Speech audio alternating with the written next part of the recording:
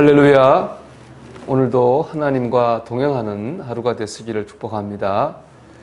오늘 말씀 보면은 데살로니가 교회에 재림이 이미 왔다고 주장하는 사람들이 들어왔습니다.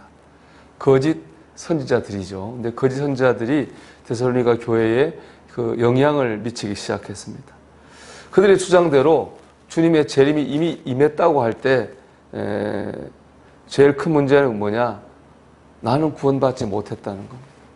우리가 데살로니가 전설을 보면은 주님의 재림이 임할 때 일어난 일이 두 가지입니다. 첫째, 믿고 죽은 사람들이 영으로 부활합니다. 둘째, 살아있는 사람들은 하늘로 올라갑니다. 휴거하는 거죠. 근데 지금 주님이 재림했다는 말을 땅에서 살아 듣고 있는 사람은 결국에는 구원 못 받은 겁니다. 죽었다 일어난 것도 아니고 하늘 올라간 것도 아니니까 구원받지 못한 겁니다. 그 핍박과 고난 가운데서도 그들이 주님을 믿은 이유는 하나죠. 구원받기 위해서입니다. 근데 그들이 구원 못 받았다고 하니까 모두 헛것이 되는 겁니다.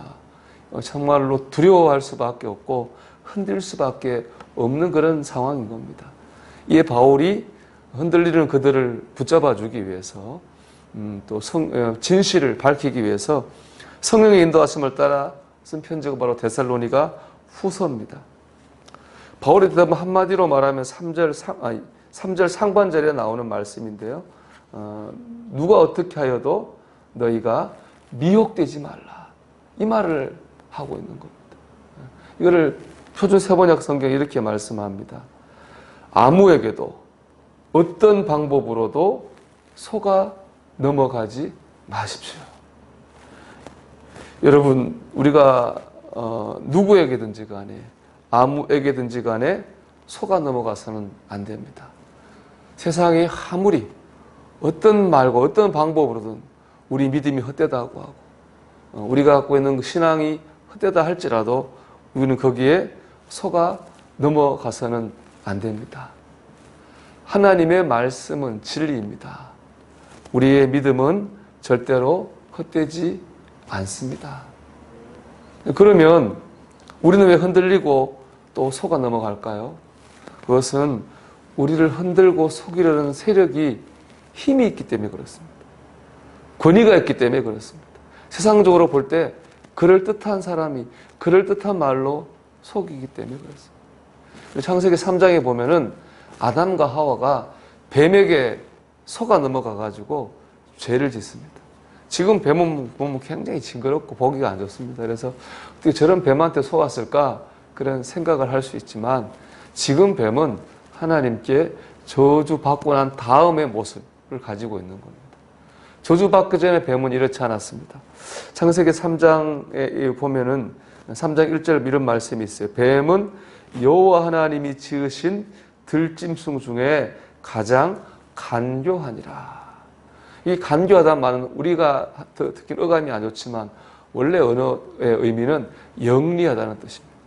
뱀이 아주 영리하고 아주 지혜로워 보였습니다. 그러니까 아담과 하와가 그 뱀의 말에 속아 넘어가게 돼서 죄를 범하게 된 겁니다. 오늘날도 마찬가지 같습니다. 많이 배운 이른바 지식인들이 기독교 신앙을 호구라고 말합니다. 방송과 언론들이 자신들의 관점에서 교묘하게 신앙을 공격할 때도 있습니다. 그들이 가진 위치, 그들이 가진 지식, 그들이 가진 권위 때문에 그런 공격들은 힘을 얻어요. 그래서 또 많은 신자들이 또 믿음 어린 연약한 사람들이 흔들리고 속아 넘어가는 것을 봅니다. 여러분 속지 마십시오. 믿는 사람으로서 중심을 잡아야 되겠습니다. 나가서 흔들리지 않는 사람들도 우리가 붙잡아 줘야 될 줄 믿습니다. 우리가 뭐 그런 유명한 사람들이나 뭐 그런 지식인, 방송이나 거기서 하나님이 있다고 하면 있는 거고 없다고 하면 없는 겁니까? 그렇지 않습니다. 하나님 말씀이 진리라고 하면 진리고 그들이 아니라고 하면 아닌 건가요? 그렇지 않습니다. 사람이 믿든 믿지 않든 하나님은 살아계신 것이고 하나님의 말씀은 진리입니다. 제가 신학교 때 성서 해석학이라고 하는 과목이 있었거든요. 그 과목 글자 그대로 성서를 어떻게 해석할까라고 하는 주제를 그런 방법을, 성서 해석 방법에 대해서 공부하는 건데, 여러 학자들이 이제 여러 방법, 교회 역사가 2000년이니까 여러 가지 방법으로 성경을 해석하는 것을 이제 제시합니다. 그 중에 제가 제일 좋아했던 방법은 딜타이라고 하는 학자가 제시한 좀 어려운 말로 경험적 지평, 체험적 지평에서 성경을 해석하라는 건데요. 이렇게 해서 얘기할 수 있습니다. 우리가 알아서 믿는 게 아니라 믿으면 깨달아진다는 겁니다. 믿지 않는 사람들이 볼 때 성경은 하나의 책에 불과합니다. 책의 지식에 불과한 거예요. 그러나 하나님을 믿는 우리에게 성경은 하나님의 말씀입니다. 그리고 우리가 그 믿음으로 말씀을 대할 때 하나님의 음성을 들을 수 있고 하나님의 인도하심을 받을 수가 있습니다. 믿으면 깨달아지는 겁니다.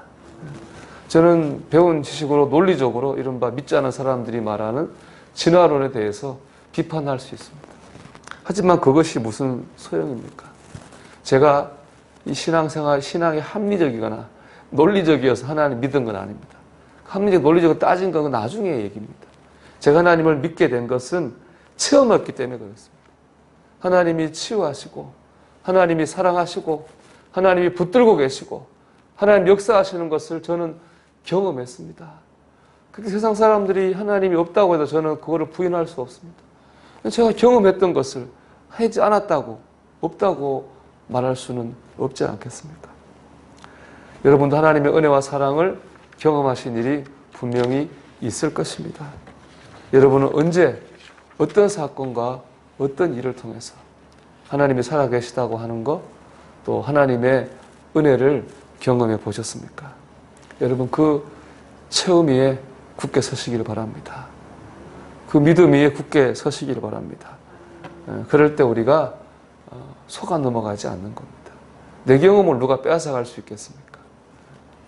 시편 103편 2절 말씀은 내 영혼아 여호와를 송축하며 그의 모든 은택을 잊지 말지어다 이렇게 말씀했습니다. 우리 믿음의 선배들은 하나님의 은혜를 기억함으로 말미암아서 세상의 유혹과 시련을 이기고 믿음으로 승리하였습니다. 여러분 하나님은 살아계시고 하나님의 말씀은 진리입니다. 우리의 믿음은 헛되지 않습니다. 어느 누구에게도 어떤 방법에도 속지 말고 여러분 믿음 위에 굳게 서서 믿음으로 승리하는 믿음으로 살아가는 저와 여러분이 되시기를 주의 이름으로 축원합니다. 기도하겠습니다. 우리 오늘 말씀 붙들고 기도하곤 합니다. 하나님의 은혜를 기억하면서 하나님의 사랑을 기억하면서 오늘도 믿음으로 살아가고 승리하는 하루가 되게 하옵소서 기도합니다.